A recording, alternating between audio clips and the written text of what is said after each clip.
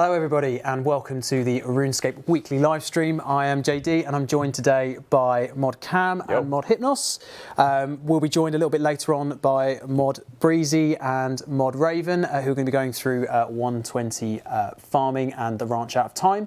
And we're going to be talking a little bit to begin with about, we're going to be talking about Premier Pass, we're going to be talking about the core experience team, and we're also going to be talking a little bit about the pets poll as well. So we'll get through those bits and pieces, and then we'll do some stuff on the PCs with the ranch out of time. So we've got some gameplay to show you. We've been taking all of your questions about the ranch out of time, and we're going to try and ask as many as we possibly can do over the course of the next hour or so. If you've got anything in the chat, then we'll try and take that as well. We've got Perky and we've got Niku in the chat today, so they'll be trying to grab as much as they can to ask as much as we can in advance of the update, which I don't know if we've actually given a confirmed update date yet to anybody. I can see Mod Warden in the background. Are we all right to give a confirmed update date for the ranch out time in 120s? Do it. Okay, next week, next Monday, you can expect to see that in game. It's going to be a huge update, and we can't wait to see what you guys think about it. Again, we'll be tracking all of your comments on the Monday all the way up to the end of the week, and we'd love to see what your progress is. Something else that's coming on Monday that I'm going to be speaking to Mod Cam about is Yak Track. And Premier Pass. Now, that's the one. If you haven't seen it already, then head to the news post that we released last Thursday. But I wonder if you could give a little introduction to what Premier Pass / Yak Track is. Sure, I'll reiterate what JD's just said. Definitely check out the news post because it'll have all the information there, so I'll explain it much better than I can do. But essentially, Yak Track or Count Dracula's Yak Track. It will be running for 6 weeks, kicking off on Monday, and it is essentially our take on a battle pass system, I guess you could say. It's an iteration on Ocean's Bounty, which we attempted a while back, but something which we've looked at with the feedback from that event very close to heart, and we're sort of having another go at it. It's been a sort of a long process getting to where it is now, but it looks absolutely amazing. It's absolutely flushed with amazing rewards, so it's going to be a pretty cool experience.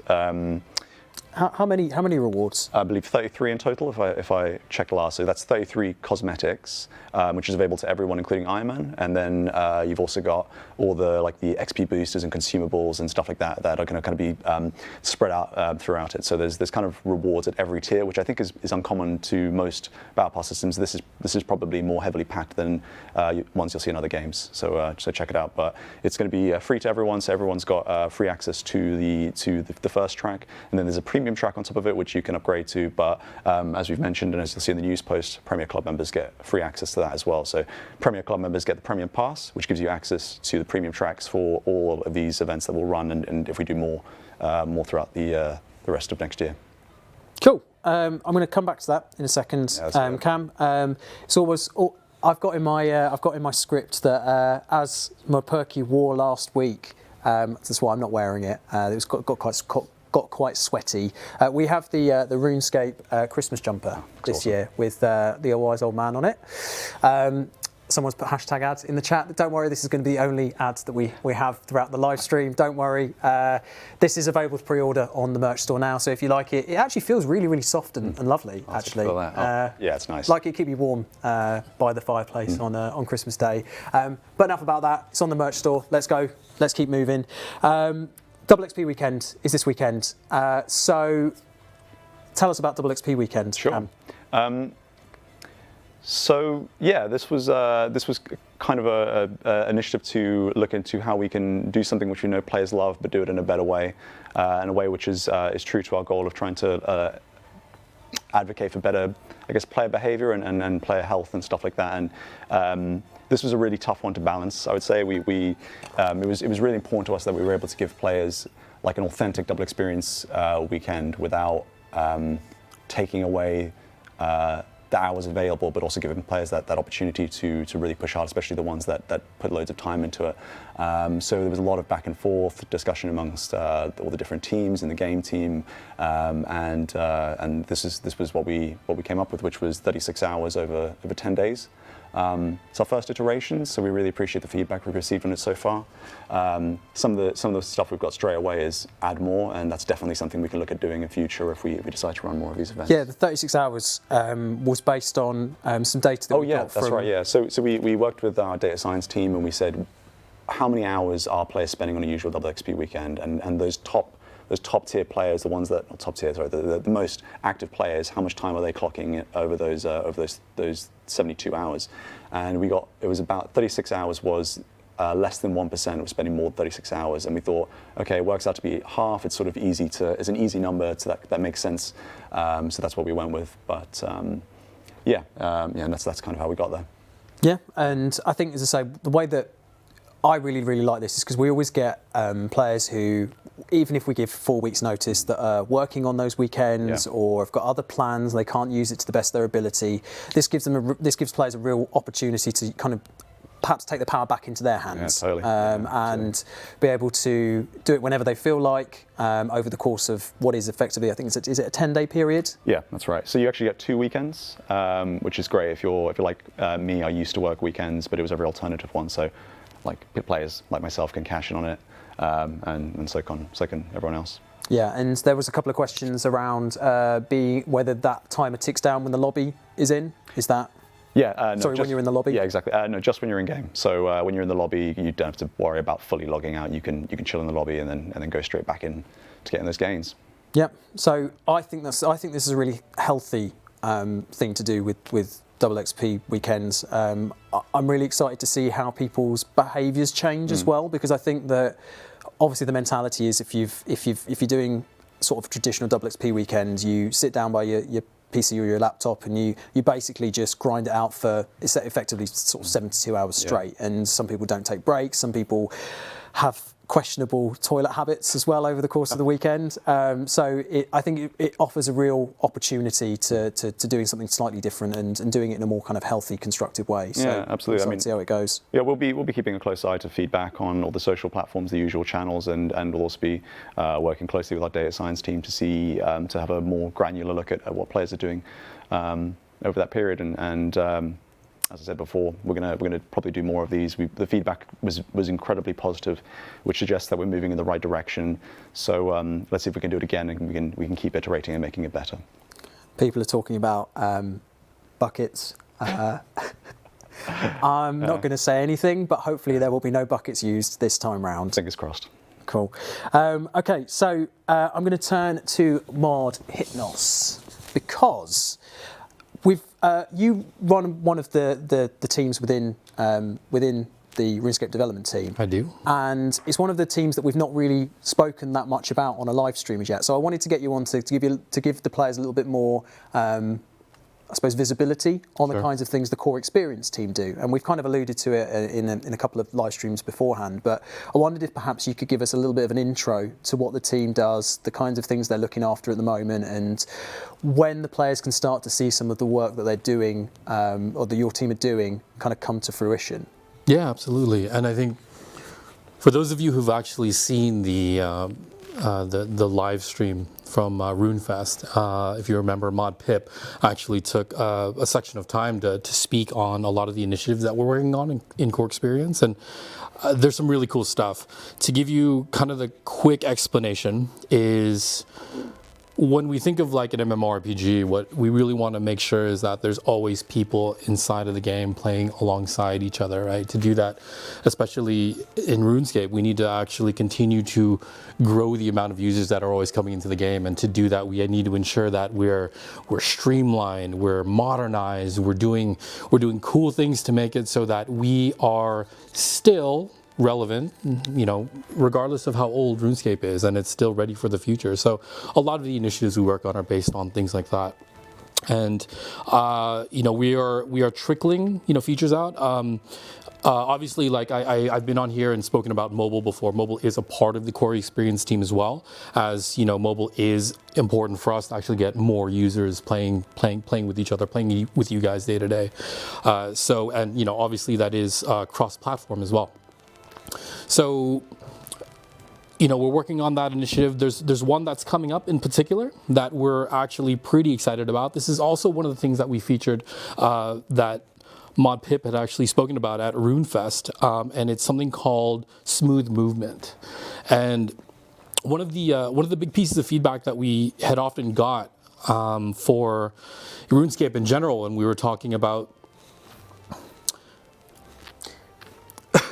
Sorry, Mod John just put a question in the chat about turning airplane mode off. Sorry guys, I have my phone on vibrate, so Okay, yeah.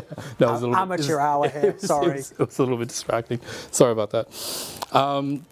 Yeah, so with smooth movement in particular, I think one of the biggest pieces of feedback that we had gotten at some point when we kind of surveyed a lot of the the active user base in RuneScape, a huge amount of what people positively really wanted inside of the game is to make the game feel better, right? So a lot of our initiatives actually have to do with just that, and smooth movement is actually a big part of that. What it does, it makes it so that the characters that we have don't immediately pivot, right? When we're actually executing on turns inside of the movement, there is a smoother sort of feel of the animation itself, but we actually don't even have to do anything to the animation. The changes that we're making on the engine side that kind of allow so that it's less clunky when at least on a visual perspective is going to make the game feel a lot better. Now, this in particular doesn't affect any of the core gameplay itself, but visually it does smooth things out quite a bit, and we do expect to see that sometime before the end of the year, if not early next year. Cool. We wanted to, I was just speaking to Hypnos before we went on stream actually, and we'd love to be able to get some gameplay of that to show perhaps in next week's live stream, or a demo on the PCs as well.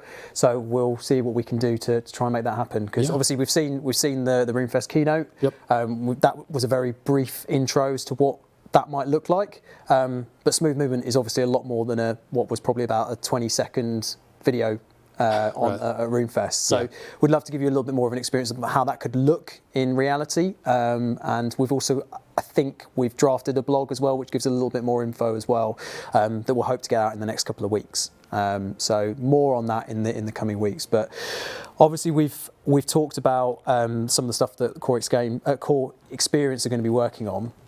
Is there anything that's we talked about smooth movement. What else is there in the pipeline, perhaps in the longer term future that your team's looking at? Yeah, so there are a few things that we know for sure we are going to be releasing. There are also a couple of things that we are still kind of testing the waters with, obviously, because we need to make sure that everything we're doing has a positive impact in the game. And if there's any issues from a player perspective, especially when it comes down to gameplay, we want to make sure that we're beta testing these things much more thoroughly. Within the near future, there are things like what we're calling outlining at the moment and silhouetting. I'm actually really excited about this in particular because quests on mobile are actually kind of a tricky thing, especially when it comes down to not having a mouse over and a cursor to actually tell you what's interactable and what's not, right? But what we're doing is we're actually working on a system that shows the user immediately what's actually interactable and what type of interaction that you can actually potentially have with that object in the game. And it's really cool. It makes things a lot, sort of easier and accessible, especially when it comes down to questing and all that good stuff. There's also a canopy.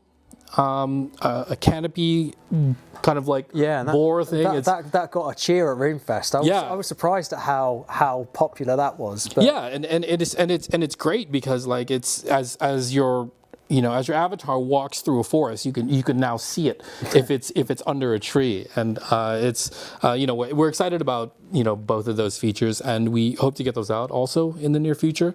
And again, like when it comes down to the feel itself, so that RuneScape feels less, I guess, clunky would be the word to kind of describe that. That's going to be obviously a longer term project that will definitely take us through the next year. Cool. And I've seen a couple of mentions of the tick system in the chat.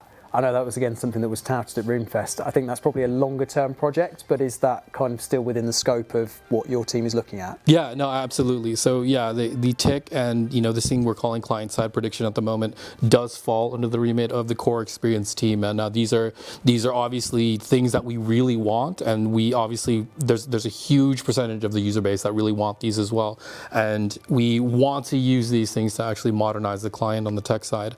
But what we don't want to do is make an experience that's too different than what we have now, to the point where it's uncomfortable, right? So what we need to really do with those is obviously get it to a level where it feels good in the game, that it doesn't affect the overall gameplay, and on top of that, so that we're actually beta testing it very rigorously so that everybody out there can play it, try it out, and make sure that it feels good before we actually push something like that live. Yep, cool. You mentioned mobile. Obviously, that's probably the thing that's most visible, I suppose, right now to a lot of the player base. We've been talking, or we mentioned in I think on Reddit yesterday, around the testing process that we're looking to do for the current early access build that we've got. Yeah. Can you tell us a little bit more about that? Yeah. So when we're looking at our user base for early access, the one of the things that we really wanted to do is make sure that we delivered the build that we had, which we had defined at the time as playable, to our player base, to our members. Like, we wanted to get that out to as many of our members as humanly possible at the time. Obviously, which is at the moment only available on Android, unfortunately. But what we've seen in early access is a ton of positive feedback on the game itself, and how we can continue to improve it. A lot of that is catered to our active user base at the moment, but what we really need to know and understand is, how does RuneScape look to a new player? How does a new player actually consume what RuneScape is, which in all honesty is often difficult to define based on who's talking about it. But this will give us a better idea to make sure that we are giving that new player base like what we feel is best about the experience in RuneScape, and that we deliver it the best way possible. So we are targeting, for the moment, we're starting in Finland. I think a few eyebrows were perhaps raised in the community when we said Finland. Is there any particular reason why we've chosen Finland?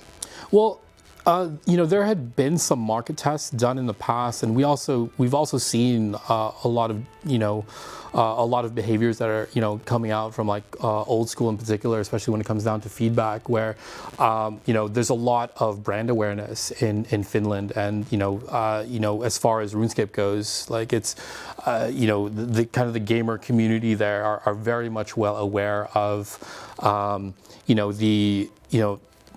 what RuneScape is and what we actually represent. And when it comes down to, hey, like, here is an MMORPG on the App Store, what we want to do is make sure that we're going into a territory that's actually interested in searching for those kind of things, like basically an MMORPG on mobile. So what that does is it gives us the best opportunity at first to see how many players we can actually get into the game from a new user perspective, and we will probably end up testing different territories based on how it goes in Finland. Yeah, and absolutely. If we do go into other territories, we'll be keeping you guys informed as well. So if we do more testing, then yeah, absolutely, we'll let you know as much as possible.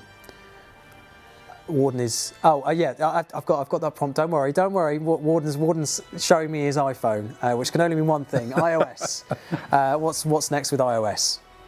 So there was. I noted a couple of pieces of community feedback in this as well, because I think what people don't actually know is.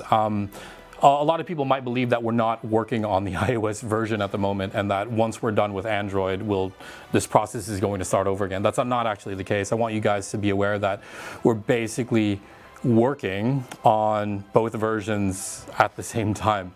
What we want to make sure of is that the stability of the game on an iOS device is as good as we can possibly make it. But at the same time, I think we're definitely there.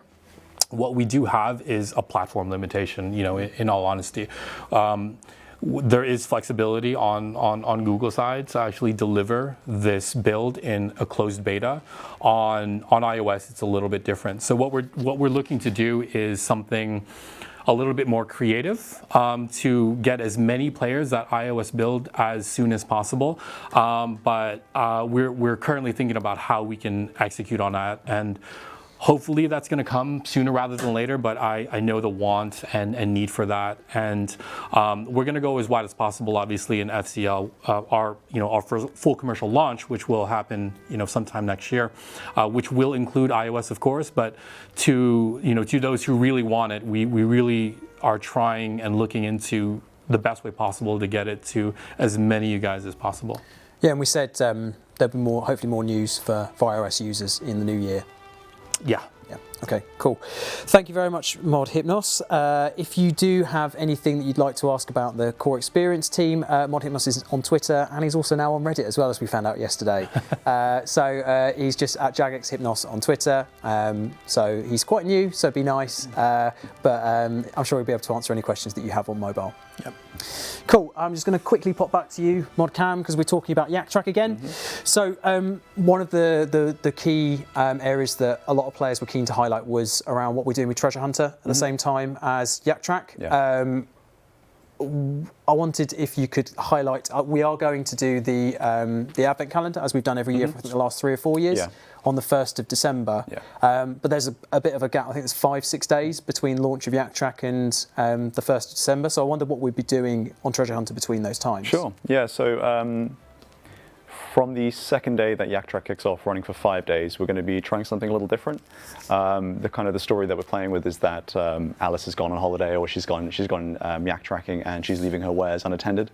And so what that leaves you with is no chests, but just a glass case where you can see all of the rewards in front of you. I think you actually put a concept picture of it on Reddit. I did. Yeah, so you can go check it out. It's on the Yak Track Reddit thread. Some players were asking about it, where we've shown a picture of it. We've also answered a couple of questions about it. But essentially, it is one step towards something that we think better serves or what we're aiming to do, which is, I guess, look at where the RNG is in Treasure Hunter and try to make it more of a fair and a more transparent system, and something which serves players better, and something that works for us, and something that we can run in parallel, or maybe or when we're not doing events. So yeah, I mean, we'd love to see what you guys think about it, I think it's all. Cool. I've got some Yak Track questions from the community. Yeah, so this is from CadPH or CadF. I'm going to say CadF because it sounds nicer. How long has Yak Track been in development? Because obviously a lot of the cosmetics that we've shown so far are, I suppose, more spooky. You said Count Yakula immediately evokes visions of Halloween. Fantasy. Was this something which was perhaps pushed back, or is it something that was originally intended to come out perhaps a little bit earlier? So it was pitched, I think, around June, July. I think Mod Mick had this crazy cool idea of like an 8-bit yak running up a hill, and that was one of the first designs. And then the UI team got a hold of it, and it developed into this awesome thing that it is now. And I think the initial they went into production around August. We were hoping for October, which is that's Halloween, right? That is Halloween. But it wasn't specifically supposed to be a Halloween event. It happened to be around the same time. So we were looking at something which kind of thematically was dark fantasy, which fits in nicely, but it wasn't supposed to be the Halloween event or anything like that. But we did want to spend a bit more time polishing it. I think as we got closer to that day, we realized there was some extra stuff that we wanted to do to get into a better position, and so we pushed it back to November. So yeah, that was. Cool. So one final question. We noticed you had noticed that other MTX ideas as possible replacements for Treasure Hunter, like Yak Track, for instance. Can we shed any light at this stage on what the other upcoming ideas will be for 2020? Sure. Are there going to be other versions or variations of battle passes, or are we going to try something else new? Yeah.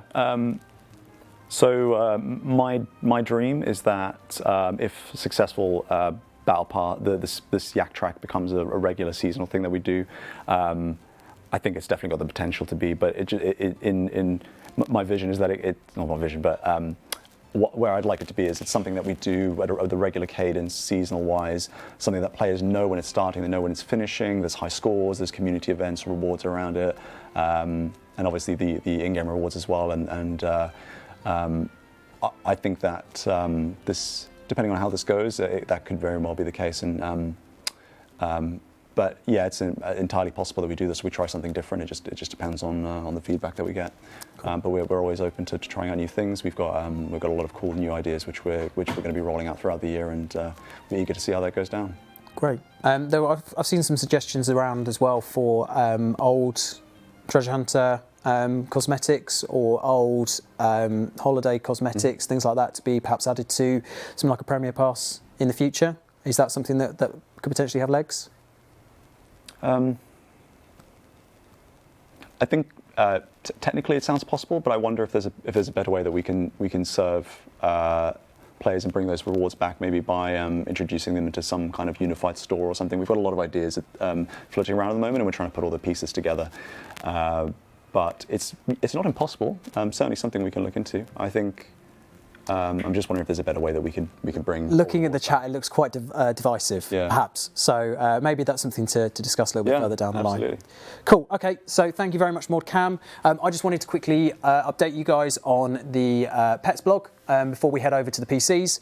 So we released the blog yesterday with the changes to the pet competition that we were launching. Obviously, we tried to take on as much of your feedback as possible. We were originally pitching to do 6 new activity pets. After your feedback from the initial blog, we are now changing that to 4 pets, one of which was a player suggestion, which is the RuneScape pet. So we're really happy that we've been able to come to, I think the top 3 were the area pets, the money-making pet, and the clue scroll pet. So we'll be making those 3, but we need your help. So we'd love you to be able to come up with your suggestions, your designs. We're not looking for the best artists in the world. We're looking for some great ideas because our art teams can make magic happen. So we'd love to be able to produce the most exciting ideas. So if you've got an idea for what you want to do or a suggestion, then please take a look at the news post that was released yesterday on our website. It's I think there's an email address to send your suggestions to, and we'll take a look at some of the best ones, and then you guys will have the choice or the option to choose your winners from, I think, a short list of up to 6 for each suggestion. So can't wait to see some of those, and I'd love to see you share them on social, tag me in them. I'd love to see them. I'm at JagXJD. But we'll also be spending a little bit of time on those from the time that we've saved it to rework some of the old pets. I think Mod Osborne called it last week a Pets Remaster, which I think sounds great. And there are some, we're going to be working on some of the overrides as well. So again, it's all detailed within the blog. Take a read of it. Let us know what your thoughts are. Cool, thank you very much, Hypnos. Thank you very much, Cam. Thank you. I'm going to send you guys over to the PCs where Mod Breezy and Mod Raven are going to give you a little 101 on farming to 120 in the ranch out of time. I'm going to head over there in a second. I will see you in a few seconds. Bye, guys. Cheers. Hello. I'm Mod Breezy. I'm Mod Raven. And today we're going to be going through farming 120 and the ranch out of time. So I'll wait for JD to come over and wait for the screen to change. Make it feel like I've run a really, really long distance, but it's about 5 meters, so. Okay, so we'll start off with the ranch out of time. Yes. Yeah, we're on the west side of Anachronia over here. Just as a point of reference for everybody wondering, we're right here. And we're going to show off our first way to get to the ranch. So you'll come here and you'll see a mystical tree. You'll see a little Zygomite called Bill. He has some nice dialogue, which I'll let players read for themselves on the day of release. But we can teleport from here to Anachronia Farm.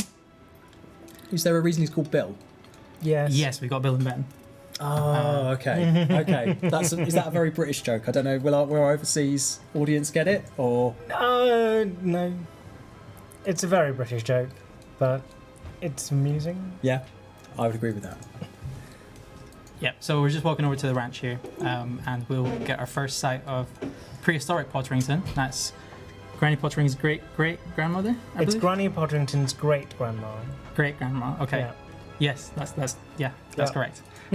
You'll see she's got a little bit of a different look to herself. She's quite one with nature there. And we've got our I love typical her hat. we've got our typical dino buyers, our dog and seasonalizer. So I'll give a quick show of the environment in free cam.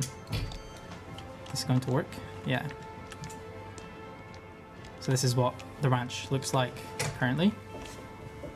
So obviously this island's been in the game for a while already. You can see everything, but now it's populated. Now it's actually turned to something, pretty and interesting. And you can see quite the scope we've got for this farm. Like, it's much sort of bigger than Manor Farm was in many ways. Like, it's more spread out, more detailed, more open air, for lack of a better way of putting it. Yeah, definitely. So what are we starting off first? I've got to check my... Okay, so in terms of teleports, that one that I showed just there is just one of them. We'll show another teleport to the island later on. But we'll start off with the shop. That's the first thing I've got on my list. So the shop here shows off the breeding pen deeds. Sorry, not the breeding pen. All of the pen deeds, including the breeding pen. You'll need to actually build the breeding pen yourself this time. You don't get it automatically like you do on Manor Farm. Yeah. Now you have to actually build it. You've got your typical you've got your farm totems for the new pens, and you've got your ability for animals to breed within the pens. We've also added a storm barn extension for 30 more spaces onto the storm barn. So I think it's currently 30. We're extending it to a maximum of 60 now. Yeah. You'll be able to buy that for 60,000 beans. Yeah. People were asking what they could do with their spare beans. Here's your That. answer.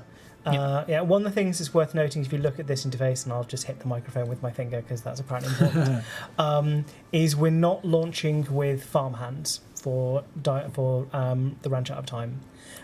We want to make it a more active thing. We don't want it to be a passive experience like farmhands have made the game a bit more passive. You can still have the farmhands for Manor Farm, but you won't be able to apply them to these pens. We may add them in future, but we have no plans to immediately for the moment. We want to get back to the roots of player and farm and have you engage with have you doing it. So there are no farmhands at this stage. It's worth noting in, someone also asked, are the beans the same currency from Player on Farm? Yep, you can see right down here, I've got my current beans from Player on Farm. They just carry over to Dino Farm, so I can just buy from either store. We'll quickly touch on the animals. So you can buy green frogs and green salamanders for the small pens. You can buy your typical name and trait rerollers. And you'll see here we've changed the beans to be supreme growth potions. So I'll touch on that later on.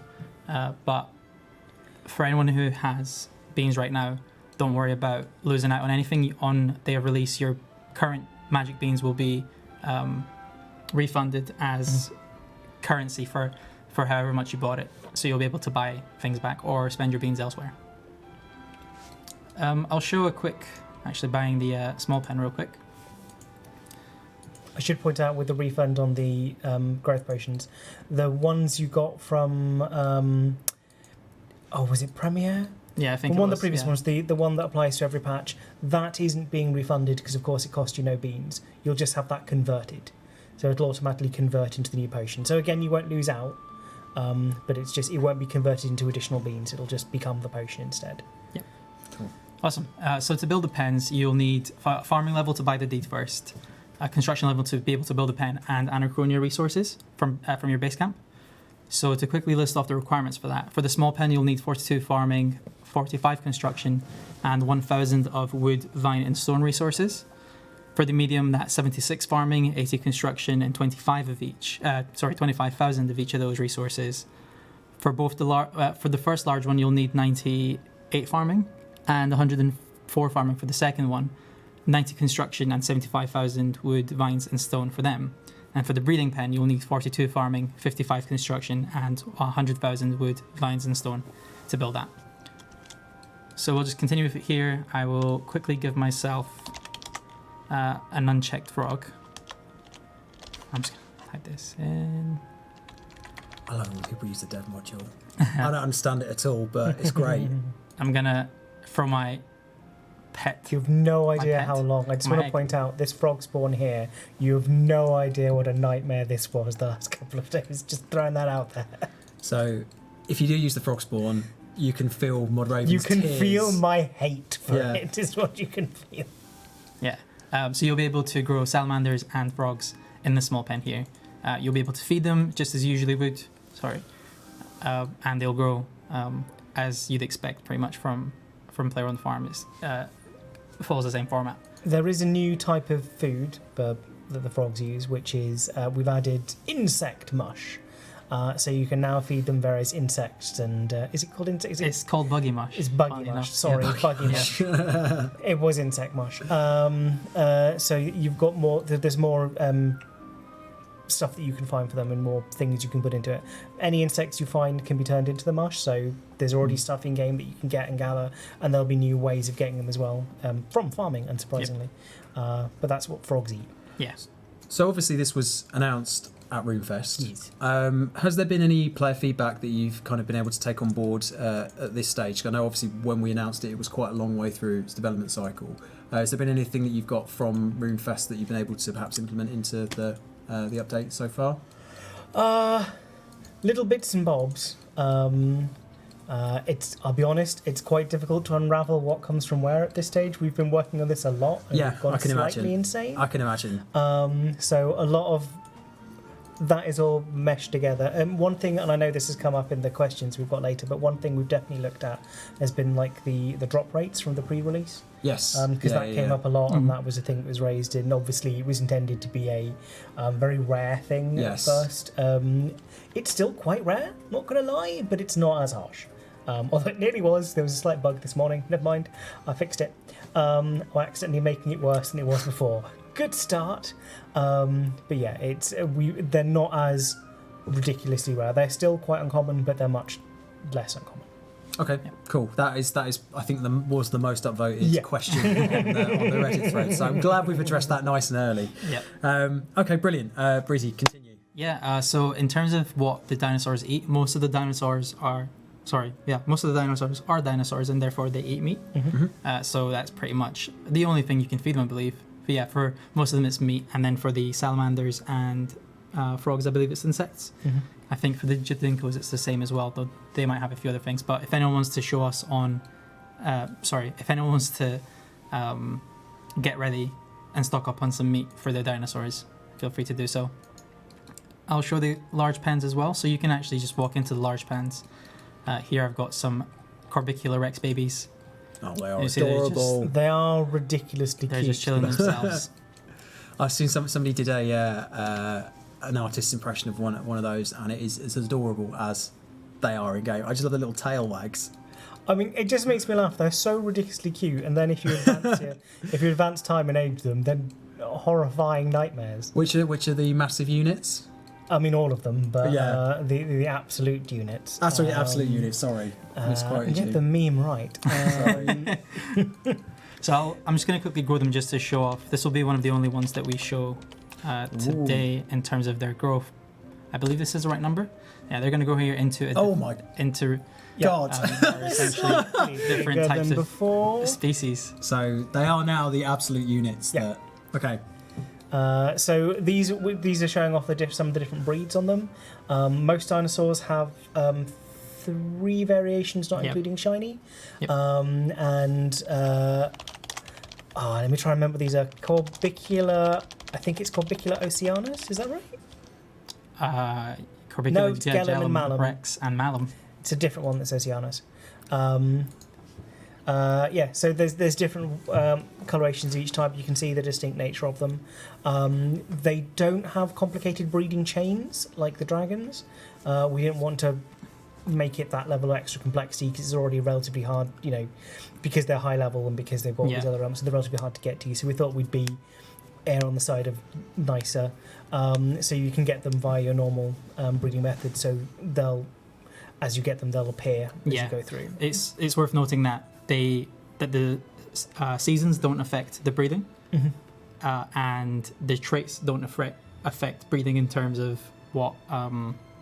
They don't have any what species animal-specific traits. Yeah. No. They will I mean, traits do affect breeding. Yes. Yeah. Because there are certain traits that do affect breeds and things. But yeah, there's no specific chains and complicated ways of doing it. We wanted to keep it relatively simple, considering there's so much complexity everywhere else at this point in time. Yeah. A couple of questions that I've just grabbed from the chat. So, are there any hidden traits of these? And I think Ravensworn has been suggested as... They can still get Ravensworn. We haven't done an achievement with Ravensworn this time. Largely, this is based off on we've seen how players interacted with the Ravensworn achievement, and it became a source of frustration when, of course, it was intended as a joke. Yep. And so we've removed the source of frustration. They can have Ravensworn if you've got all the stuff to do it, but it doesn't give you a 0-point achievement anymore. Okay. They don't. Hang on. Let me try and remember. I don't think there's unique traits for them. This is partially just because there's so much going on at the moment that we didn't make. They have some interesting names. Some of our teams came up with various different names for each of them. Chomper. But yeah, they don't have. Yes, one's called Baby. Tanya. It doesn't look like a Tanya, if I'm being honest. But yeah, they don't have bespoke, unique traits because there's already enough going on, and we knew at this point that there was less about the discovery and more about wanting to get the most efficient methods out of them. So we focus more on that. So there's no need to try and work out weird breeding trains. There's no need to try and find all the special little hidden traits, and there's no need to, get your Ravensworn achievement. You can just focus on getting all of the ingredients from them. Yeah. And one more thing, I've seen shiny question mark come up a couple of times. Yes. Oh, yeah, they're all the shinies. I'll show some in a few minutes. Don't show off a shiny. Got to show off one or two. No. Come on. Nope. We've got to show one of them. Nope. One of them. Nope. No shinies. They have to. I see had it themselves. prepared. We've got to show it. Well, that's a silly mistake to have made, wasn't it? Okay. Blame Mod Raven. Also, people are pointing out how hilariously tiny the food trough is in comparison I to how big they are, which I think is also very good as well. We could have got something special modelled, but I kind of like that. No, I like it as It's well. the kind of daft, sort of ridiculous RuneScape and it's like nature the of- T-Rex not being able to do anything the with things its that arms. make no sense. Like, you can raise apopterosaurs and none of them can fly. And if you look, it's an open-aired pen, they could just fly away. Yeah, the babies but could none just of walk them out the door. do. But And it's one of those things where let's just acknowledge it's daft and let's move on. It's very RuneScapey. Yeah. Very RuneScapey. one thing worth noting is that the dinosaurs don't crossbreed in terms of their species, so a Corbicula rex can't breed with a Pavosaurus rex. No. You'll only be able to breed Corbiculas with a Corbicula rex. Yeah. I mean, that They're makes all sense, they're all doesn't it? separate species. Yeah. Corbicula, Pavosaurus, Bagrada. They're all completely separate types. I'm just showing off another dinosaur here. I don't know how long it takes for them to grow. Longer than that. Quite There a you lot go. longer. And then we have Oculi pterosaur babies as well. They're more bug-like, those ones. Yeah. There was actually, I posted a tweet of some of the babies, and I didn't realise that the textures were actually broken at the time, so we went back to our artist after a while and asked them to give it a quick look. And this is them growing, so this is another one where they have different species again. So you got your Glacies oceanum and your basic one. In terms of the breeding log, we've expanded on that as well, so your breeding logs continues from dragons onto frogs, and then salamanders, Yudhinkos, Tyrannosaurs, etc., up until the final Rexes. Most of them have 3 kinds and then a shiny. In terms of the achievement needed for them, so I saw a question about the grace period. That's going to be, I think, the same as the 120 grace period, because some of the dinosaurs are quite up there. So the Pavosaurus Rex, for example, is at 119 farming, so the grace period should be the same as those. And actually, since the last stream, the grace period has changed to be slightly longer, just to sync up a bit with Archaeology's release. Okay. Because there was a bit of, well, I don't know how to describe it, but Archaeology coming out afterwards wouldn't make a difference to a degree for some of the things with grace periods. So as we discussed with the Archaeology team and expanded on that one. Do we have like a specific time frame at the moment? So I think it's from around, Archaeology releases in January, and it's around sometime 6 months down the line. So I believe it's around July. Okay. So this will have been extended to around about then as well. Okay. Great. Yep. A couple of questions around Basecamp. In terms of the Ranch Out of Time, will it be a continuous Basecamp resource sync, or will it only require Basecamp resources during the initial setup? And that's from Eldritch Knight. Only during the initial setup. We've not made it we did originally plan to have a kind of Jurassic Park-esque security feature. You'd need to maintain and do whatnot. But we decided that was too much frustration rather than fun. So no, you just have the initial upfront cost. Yeah, And cool. then that's it. Cool. Do we have any? Some people are asking for levels of all of the different crystals. So I'm not going to list them all again. You'll be able to see on day one. I don't want to ruin that, but where is it? There it is. At level 97, you get Varanosaurs. Level 104, you get Cimatops. 106, you get Bagrador Rex. 108, Sati Pterosaur. I believe is how you pronounce it. I have no idea. 110. Silent P. Always a silent P. 112, you get the Corbicular Rex. 115, you get the Oculi Pterosaur. And at 118, you get the Pavosaurus Rex. The Pavosaurus Rex is the highest end one, so in between 97 to 118 is where you can expect the ones that I didn't list off to be at. Okay. And I just wanted to touch on a little bit about the 120s as I suppose as a concept, because we've obviously done it with Slayer before, and I think the general consensus with Slayer is that it felt a little bit empty. So I know we're going to talk a little bit more about other farming bits and pieces a little bit later on, but in terms of this particular update with both Herblore and with farming to 120, what is the general aim for the updates themselves? So we've taken a lot of learnings from the Slayer 120, and what we've done is there's something at every level. And we've also spread it out so it's not all just in sort of one general area. Like, we're showing off the Ranch Out of Time because it's the easiest, most pretty thing to show. But there's also a bunch of content for farming outside of this as well. You've got the new trees, you've got the new bushes, you've got the new cactus types, you've got money trees technically a tree, but you've got all of the various bits and bobs outside of that as well. So there's a lot of additional content. It's familiar, but it also has slight tweaks to the training methods as well to give you sort of new ways of doing things a bit. We cheated a bit with farming because a lot of the new stuff is based on the dinosaur farm, which is of course an extension of player-owned farm, which a lot of players back at the time were saying should have been when we 120'd it, so we've kind of learnt from that and brought that in. But we've also got additional sort of just stuff to do in that time as well, like we've got a new training method for farming in the form of farming requests, which is where sort of noob farmers come to your farm. We showed it. No, we didn't. But they turn up and they've got various bits and bobs they want, like they need 25 tomatoes or a shiny Bagrador Rex, and you can you give them those, so you get rid of some of your produce / dinosaurs, whatever that's just waiting around, and in exchange you get various rewards. You get reputation, and you get a thing that gives you a bonus. It gives you more XP for your farming runs. So it all feeds back in. There's new training methods, and we've tried to mix everything together. So it should definitely feel impactful. It shouldn't be a small. It shouldn't feel contained and limited. It should feel like it should definitely feel quite substantial. Yeah, and I suppose not isolated as well, in that farming and Herblore are intrinsically linked with this update. They're very, very linked. It's why we brought the two of them up at the same time, because like farming traditionally does sort of leads a lot into cooking, but we didn't want to boost cooking, and it leads a lot into, well, we have done a slight cooking thing, but I'll come back later. And it feeds into a lot of Herblore, so we've focused on that. We've brought in all the Herblore things, and we've really expanded it.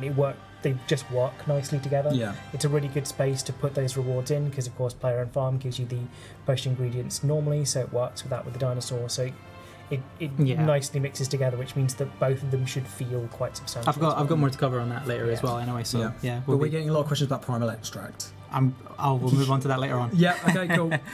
Just before I do move on, a quick comment on the. So we've commented on the egg drop rates earlier. The growth and breeding rates will be around. For growth rates, they'll go on from current dragons. So you can expect these to be an extension of that. In terms of breeding rates, they'll be for the larger dinosaurs at least. They'll be in a similar area as dragons. So just for anyone who is curious about that. It'd take a good long while, basically. Yeah, yep.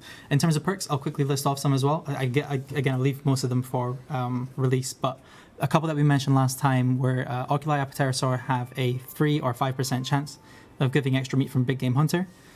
Bagger the Rex have a 5% chance per tier to conserve a bomb when it's thrown. Malatops increases the duration of Barricade by 3 seconds per tier. Varanosaurs, so this is a new one. Varanosaurs, it's a 10% chance per tier to make a 4-dose potion instead of a 3-dose potion when you're creating poison-related potions. So that's anti-poisons and weapon poisons. And Corbicula Rexes are a 20% increased chance per tier for your critical hit on Meteor Strike to hit. It's not quite meaty. Yeah, and then there's a good few others as well. There's only, 6 there, I believe, and then there's 14 animals in total, so we'll leave the others for release. There's a few PogChamps in the chat there. Seems like it's gone down quite well. Hopefully. Right, I'll move on to farming, if that's okay. Yeah, absolutely. Go for it. Okay, so the next part, I will start with some of the new plants. I've got some handy tele coordinates next to me. I will show off the mango bush first. So I planted this in Epiphanius. Who needs crystal trees, eh? Who needs crystal trees? We've got the mango bush here. So it's just a quick look, really nothing too crazy, but we've got the mango bush, which we can pick from. These behave in a similar way to how bushes act now. So you get 6 mangoes, I believe. Or is it, no, 4, just like most other bushes. If you've got various benefits, then you'll get more. And that was a quick look at that. And I'll move on to the next one. This is all leading up to Primal Extract for anybody wondering. There have been a couple of questions about where the sources of these new seeds will come from. I assume reading between the lines, that will be, are they coming from PBM or are they coming from other areas? So the seeds, to throw them off real quick, they are coming from all Big Game Hunter, so Tier 1, Tier 2, and Tier 3, Elite and Master Clues, Pickpocketing Rogues, Triskelion Keys, and Harvesting Jidenkos. So if anyone wants to stack up on Triskelion Keys and Elite and Master Clues, feel free to start doing that, and then on release start just spamming them. Panic buy. So you've got the avocado bush, and then we'll move on to the chiku tree. Yep, chiku, not siku. Never heard of this. Chiku. A lot of these I'd never heard of before this project. Model Ryan very much knew of them, and he was like, yes, we will make these. So it's CIKU for anyone wondering in the chat there. I seen and saw some comments. But so essentially with all this new produce that you get from all these new trees, you can crush them all. You can eat them or you can crush them. But you can crush them to turn them into primal fruit pulp. So you'll get various bits of primal pulp from the different produce. Each one gives a different amount. As an example, this isn't correct numbers, but as an example, mangoes might give 5 primal pulp, whereas dragon fruit might give 7. So it really depends. But from each tree, you're expecting around 20 to 40. And then what I can do with the primal pulp is I can then make primal extract. From one primal extract, I'll be able to make from one primal pulp, I'll be able to make 2 primal extract. So I've got 2 vials here, for example, that will use 1 primal pulp, and I'll get 2 primal extract. So I know a lot of people were concerned about how rare these might be. There's your answer. Not incredibly rare. As long as you have the seeds, you'll get, again, around 20 to 40 primal pulp, and then from that you'll get double that in primal extract. So that goes into making most of the new potions and the other overloads. But you'll want to be doing farming for them. This is the only way to get them. Again, we were talking about how intrinsically linked the 2 skills are. I think that's a perfect example of how that works in practice. Yep. In that you need the farming side of things to be on point to begin with, and then that then helps you with the potion side of things, and then you get the obviously the benefits with the actual potions themselves as well. Yeah, exactly. And I'll just quickly show here as well, extracting from the larger dinosaurs, you'll get produce such as bottled dinosaur roar. What? Yep. Amazing. There's a non-zero chance that when we came with some of the ingredients, we went, people are asking if the fruits are tradable. Yes, they're tradable. I can't remember if the primal pulp or primal extract are tradable. Let's quickly check that. Primal extract is tradable, and so is primal pulp. So there's no worry on that. Dun, dun, dun. So you don't all have to do farming, but the source is farming. A good moneymaker as well, by the sounds of things. That's the hope. Yep, on day one it's going to be quite interesting to see how the prices of really everything interacts. Show off some more real quick if we have some time for that. This is the... So someone's saying we should make that wall a bit stronger. It's not holding anything back. Don't worry, the dinosaurs are incredibly stupid and have not worked out how easy it is to get out of the farm. We've got dragon fruit cactus here. And I'm going to teleport to the next location real quick for our mushrooms, for our new mushroom.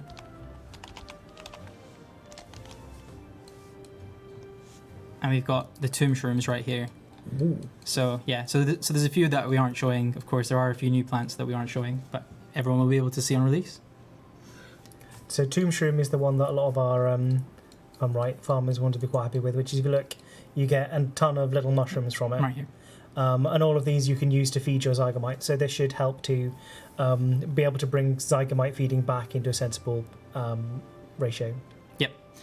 To quickly list off some of the level unlocks for these, at 95 you'll get dragon fruit, 99 avocado bushes, 103 you'll get stink shrooms, 105 you get a mango bush, 113 you'll get carambola tree, and 116 is golden dragon fruit. For the ones that I didn't list, expect them somewhere between that. I'll now move on to the harvest potion. So we briefly spoke about... Sorry, I'm just going to teleport real quick. We briefly spoke about the primal feast. In past streams and whatnot. We'll just quickly move on to this. So the harvest potion is a potion that, as we said last time, turns your regular produce into mega versions of them. So right here you'll see if I try and harvest onions, I'll just get some regular onions in my inventory. If I then drink my harvest potion, for 6 minutes I'll receive a buff, and now when I go to harvest them, I'm going to receive red onions. You will get a smaller amount of the harvest things than you would do from previous things, but that's because they're inherently more valuable. I mean, I'm a bigger fan of red onions than white onions, so this is right up my alley. Yep. I mean, it's the most boring of the ones you could have shown. Gonna just point out, but I couldn't sweet think of corn anything by else to far is show. the best one to have shown. Go on, can we find sweet corn? Sweet corn. Oh, if we've got time for it, I can definitely try it. Just give yourself the thing. It doesn't look any different. Just give yourself the you mean sweet actually give me it? Yeah, that works. It doesn't change the You're one the step thing of the ahead. plant, yeah. I like Everyone's that these complimenting also you, have nice Breezy, on things. your organised bank as well. Oh mate, my bank is it's beautiful. Yeah, there's a reason we're not looking at mine. Or mine. Yeah, this is what rainbow sweet corn looks like right here. I'll quickly drop it to the ground. Oh, wow. So pretty. A thing of It's like a beauty, that disco is. sweet corn. The beautiful thing about it, these things are real. Are They exist in the real world. Not like GM crops or anything like that, just genuinely... They may well be modified in some way, but no, they're insane. They're brilliant. There's they're called glass jewel sweet corn, I think it is as well, which is take the rainbow sweet corn and then go, let's make it sparkly. It's just, these things are real. The world's insane. I mean, fair play. I'm looking forward to seeing lots of rainbow sweet corn out on Monday. So this all feeds into our primal feast. I'm quickly going to teleport over here to the cooking range, the best one that came to mind. All of the new mega produce, I believe there's 8 of them, 6 or 8, will feed into making the primal feast alongside tier 3 big game hunter meat, which right now doesn't really have a use in game. Oh, that was a big question actually about Yep. tier 3 dynamic. Yeah. So yeah, tick that one off your list, guys. Yep, it has a value. So we've got primal starters, we've got a primal main course and primal dessert. So the primal main uses Malatops and Pavosaurus meat, and the primal starter uses Oculi Apatosaur meat. So that alongside the mega produce is going to go into making them, and then at level, I believe 115, you'll be able to make primal feast. So to get to level 115 to be able to make this, you're going to need to drink an extreme cooking potion. So I'm going to quickly give myself the... Whilst you're doing this, I'm going to answer another question that I've seen that comes up, because now seems a good time to do it, which is, no, we have no current intentions to raise cooking to 120. Yes. We made this specifically as a thing that would require you to use the potion to crate, because we wanted to have that additional extra step, and we wanted to give sort of the value to those high-level cooking potions as well. Yeah. But there are no current plans to raise cooking to 1. We may do in future, obviously, but certainly it's not happening anytime soon. Yeah, the only reason that, I mean, we'll see in a second. But so if I try and drink my extreme cooking potion, it's going to take me to level 116. The level for the primal feast is at 115, so I'm going to try and make it. Sorry, and you'll see I'll have made primal feast. So the reason that we've made it such a high level is that it makes sense to, in that you can unpack this item, and it's going to give you 4 portions, and those 4 portions each heal 2,500. So in total, you've got in one inventory slot technically 10,000 HP worth of heals. It made sense to put it at a reasonable level in cooking. That doesn't imply that we're going to take cooking to 120, and if we ever do, I'd imagine we might do some rebalancing. It just made it a good spot. It also gives a good use for the extreme cooking potion as well. There's a good number of steps to get to this stage to make the primal feast. Like it's because I've seen people raise the question of, we worried that it's very powerful. It's like it's deliberately very powerful, but that's because realistically you're going to save it for those kind of right key moments. You're not going to have. I mean, someone might make a million of them if they really, really, really want to take that time, but it's going to take a good long while to get there. I can't wait to see the new meta involved with these kinds of things, and also the new potions as well. How all that will kind of feed into what will actually be a new kind of PVM meta, which I can't wait to see. I imagine for people who aren't as experienced as much with PVM, these are going to be useful in certain cases, and then for people who are at the higher end as well, these might be useful in certain cases as well. For people asking if it's tradable, the primal feast itself is not, and the primal portions are not, but the ingredients for those are. So the big game hunter meats, of course, are the mega produce and the primal starter, main, and dessert all are tradable. But you do have to have the level available to make primal feast yourself. We'll move on, if that's all right. Yeah, go ahead. I've got loads of questions, but I feel like you're on a roll, Breezy, so I'm going to keep you going, and I'm going to just collate some of these for the end. No problem. So I'm going to show off the money tree next. I'm not sure if anyone saw it when I was here last time, but we've got the money tree. Have you shown off the... That's amazing. Whilst you're there, have you shown off the guild? I haven't. I was going to show that next, but I can show that as well. Okay. The textures on that are amazing. Yeah, we've got, so part of the new material system, which you'll see on a few things coming, is where, we've got things like metals and wood and whatnot, and gold is one of them. So we decided to go with that for the tree. That so you'll see phenomenal. That the light shines off that. It looks like loads of golden sheep hanging from a tree. Yep. So the money tree seeds drop from, if I find it real quick, bird's nests, crystal chests in Prifdynus or Taverley, harvesting plural on farm animals, harvesting and checking the health of crops, Triskelion keys, and doing farmer quests, which we'll touch on later. There's obviously a small chance in each of those to get money trees, seeds. You're at level 119, you're able to then plant them here at this patch here at the Farming Guild. It will take 2 days to grow. It doesn't disease. You don't have to water it. It kind of works the same as arc berries, and that you just plant it and come back 2 days later. And then when you come to it, you'll be able to check it for a nice chunk of XP. I believe, I could be wrong on this, but I believe it's around 90,000 XP in total. Something like that. Yeah. So from picking it, you'll be getting 3 different cash bags. And these cash bags will give somewhere, so each one's guaranteed to give 333,000. And the amount that you, plus 166,000, sorry, let me start that again. Each bag is guaranteed to give 333,333 coins, and then somewhere between 1 to 166,000 coins. So in total, from each tree that you harvest, you'll get somewhere between 1 to 1.5 million GP. So sounds like an example here. Opening my cash bags, I didn't get too lucky on any of those, but I got 1.1 mil. So the max I could get is 1.5 mil. And that's 1.5 mil every 2 days for not a lot of work. Sounds like a great option for the double XP extended weekend, perhaps. You could do actually, if you definitely wanted to plant and then come back 2 days later. I should point out that these seeds are really rather rare. Yep. So just for anyone panicking about money going game, these are really, really rare. Yep. And on the double XP thing, just because I saw some players asked there earlier, the dinosaurs still won't work with double XP weekend. Player and farm doesn't work with double XP. Okay, sweet. I'll move on to the Farming Guild next. Again, if you have any questions, feel free to rattle them off, but... Oh, there we go. So this is the new Farming Guild. You'll see all my disease animals in the background, but this is the new Farming Guild. So yeah, poor animals. players have previously wondered what they could do with the stairwell in Granny's house. This is what you can do with the stairwell. Yep. Because she can't use the upstairs, so she rented it out to the Farming Guild. And there you go. You can now climb those stairs. Yep. And when you go upstairs, there's not too much incredibly important up here to do. You can interact with the remote farming device, which we'll touch on in a second. But here's also our second teleport to Dino Farm. Ah, that's useful. Yep. So for anyone who wants to get to Dino Farm quickly, you'll teleport to Manor Farm, and then teleport to Dino Farm right here. We didn't have a teleport going straight back because you can already get there via the lodestone.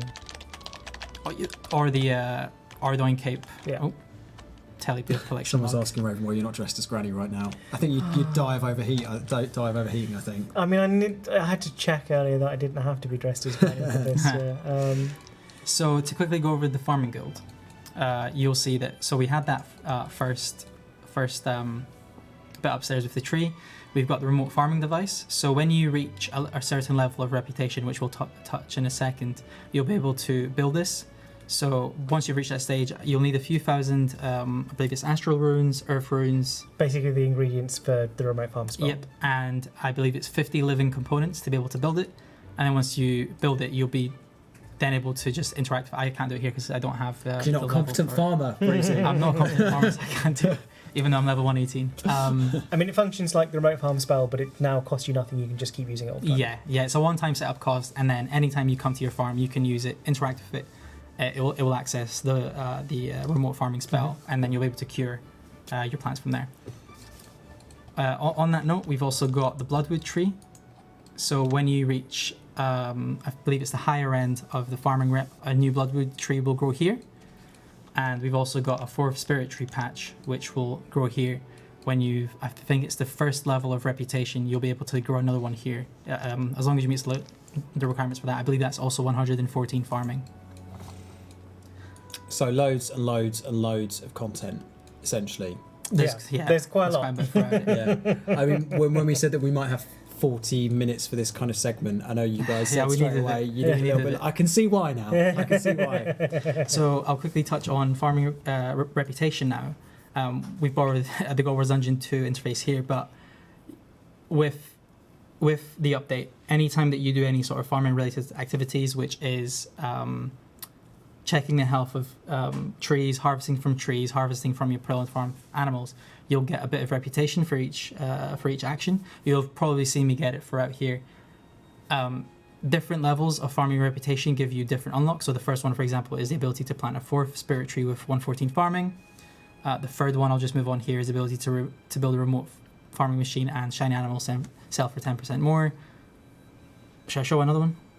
Go on, one more. Do one more. And then another one, for example, animals have less chance of becoming diseased, and buyers on farms will buy twice as many. So there's a few bits of reputation, a few bits of reward that are scattered around that. You'll be able to start gaining rep, I believe, from level 1. Is that correct? Yes. Or is it maybe after the Player on Farm tutorial? Honestly, don't remember. That's fair.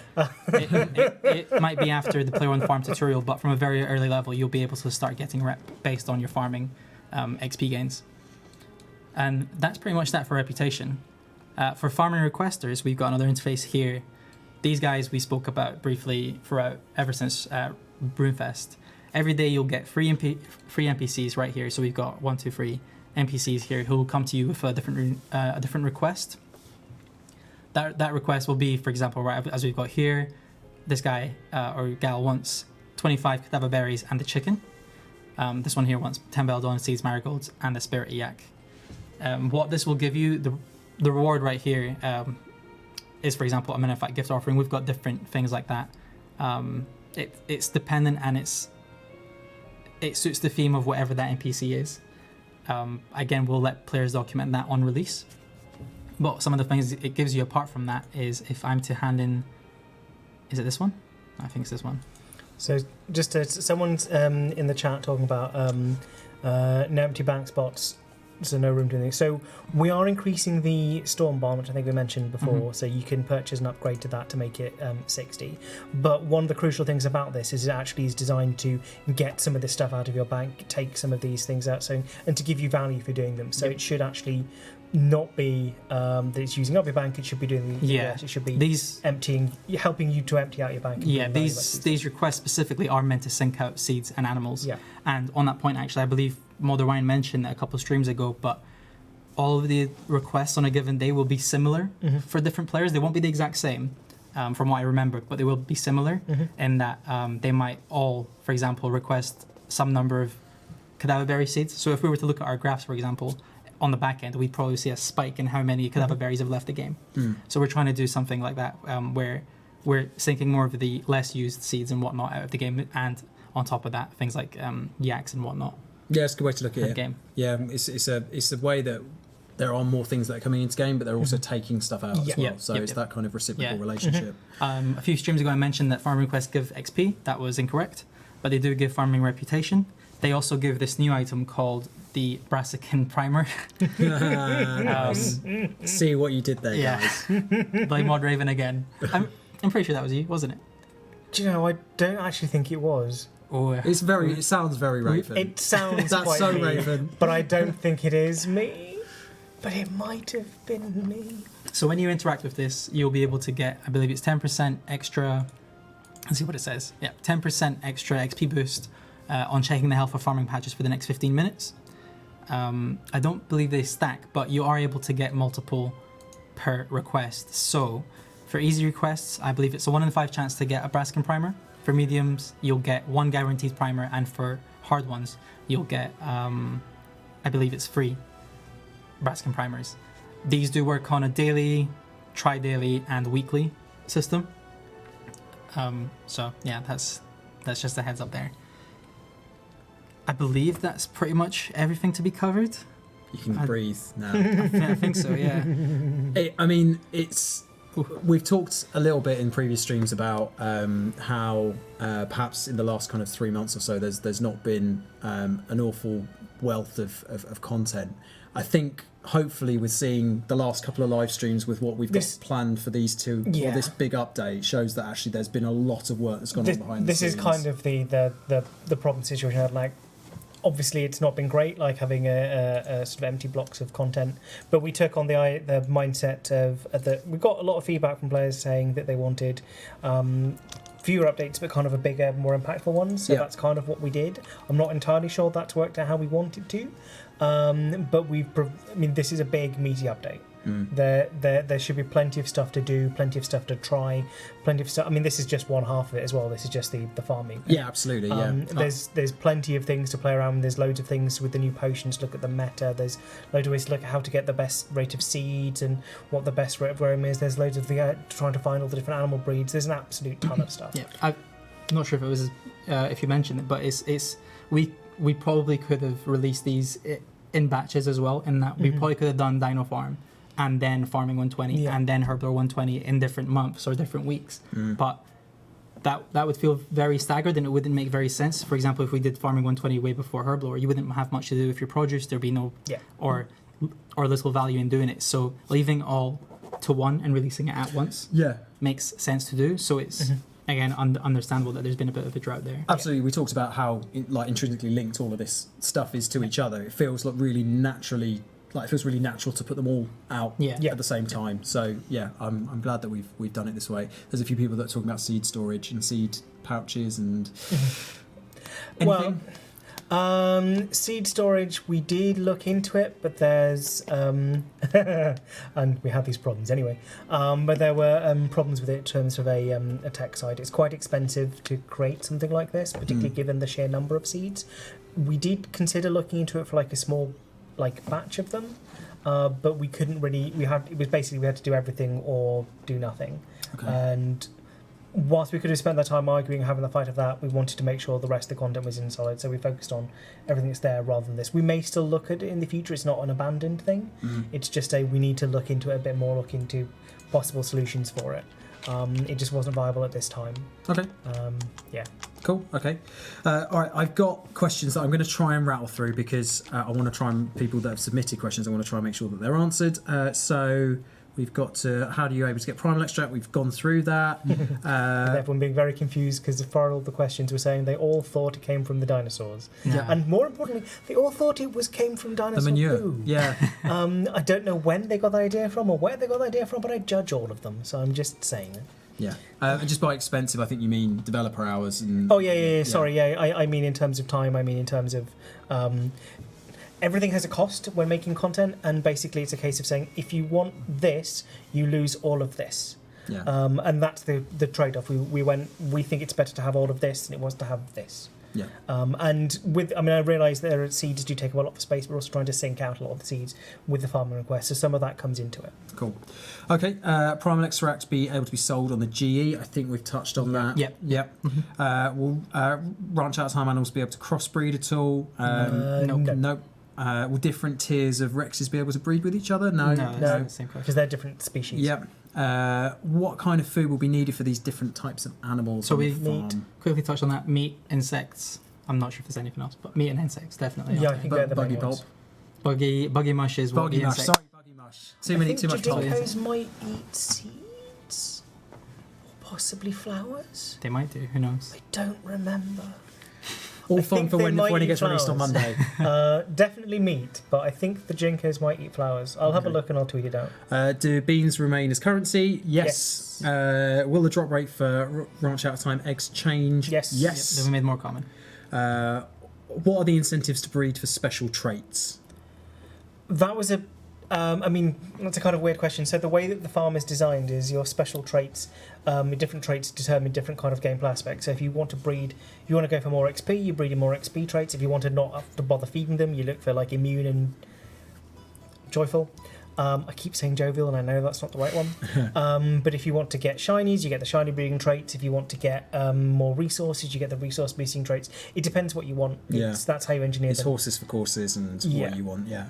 Is there going to be an Anachronia collector for a ranch out time baby, similar to the collector in Manor Farm? No. Nope, we're not doing any farmhands. Okay. Will there be new sources of animal fodder? Yes, I think we've touched that one. Will we find ever use for tier 3 dynamite? Yes, we will. The grace period's probably worth talking about again. Are there any comp or trim requirements, or are we allowed to talk about them at this stage? There are, but the grace time is sometime mid next year. It's when it's the same time as the archaeology one, I think. I believe there's an achievement called Been There Done That, which is buying everything from the Plural and Farm shop.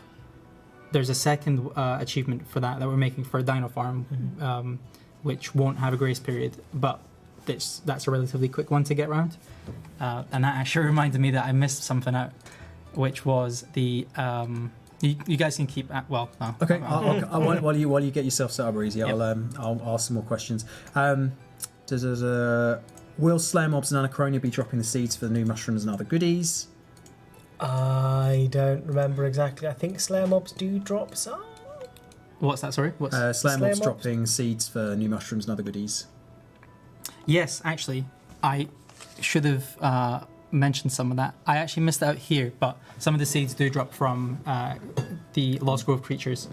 I saw a question about that on the chat. From PVM drop tables, they're pretty much the only one. Lost Grove creatures. Mm-hmm.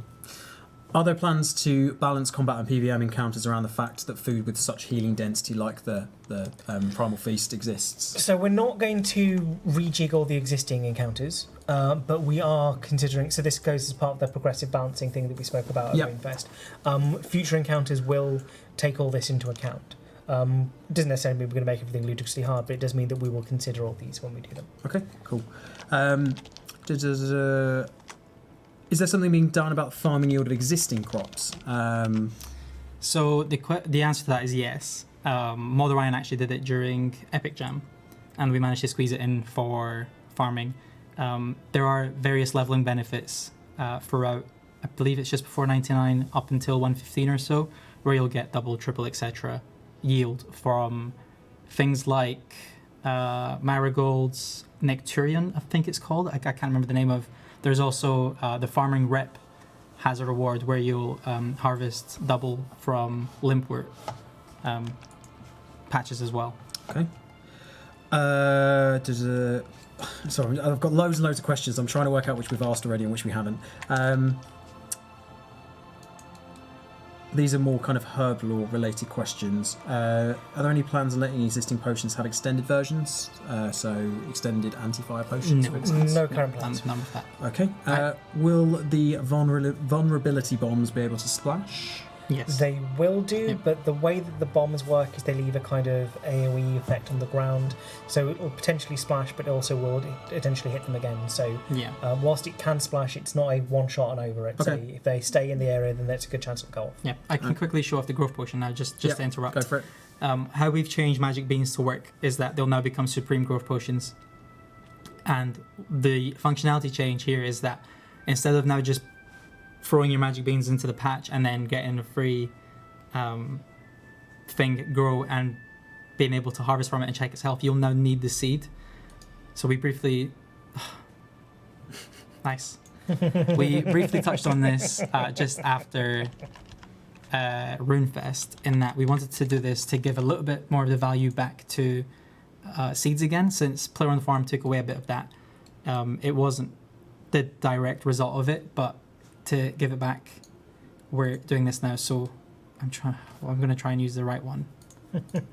Is it fruity, or is there a fruity one? I don't even know, because I barely use these apart from the other tree one. There we go. So I'll pour this on my seed that I just planted, and then I'll instantly get a chiku tree going here, and be able to harvest from it. So that's just a heads up.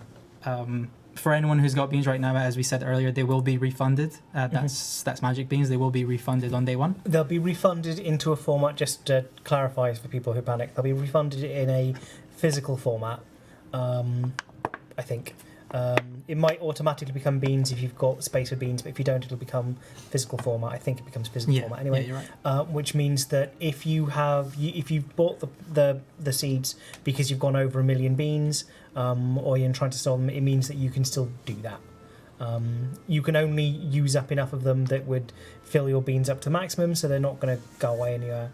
So you can just sort of use them at your leisure, leave them, and then again you can buy the new potions and stuff as needed. We didn't want to just convert the seeds directly. We wanted to let it be a player choice, but we figured that was this way. There's no loss of money. There is one scenario in which it will convert, but players have got to be doing something super weird.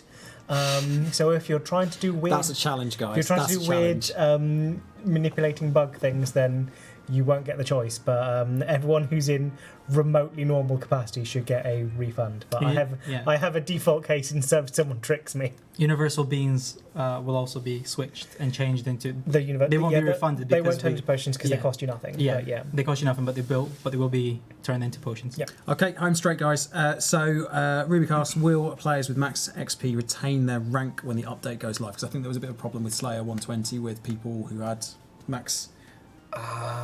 I honestly don't know. That's one of those weird questions that sits in a kind of different camp to what we've done. It should function normally, but that on the might shake things up. If a that's bit on the in website, high score I think it refers to. I wasn't here, I'm assuming it's the high score For the table. Slayer High one. score tables, yeah. but yeah, that should work.